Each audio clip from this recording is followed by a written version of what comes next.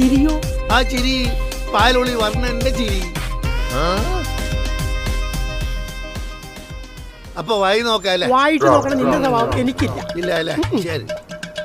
ഇടാ മാങ്ങയെന്ന് പറയുമ്പോ തെങ്ങെന്ന് പറയില്ല. ഇടാ ഒരു മൂഡിൽ നിൽക്കണം നമ്മൾ. അത് ശരിയാ. അവളുടെ ബോഡി ഷേപ്പ് കണ്ടു. വിഷ്വൽ അവള് പൊളിക്കൂലേ? മുകളിലേക്ക് നോക്കിയേ.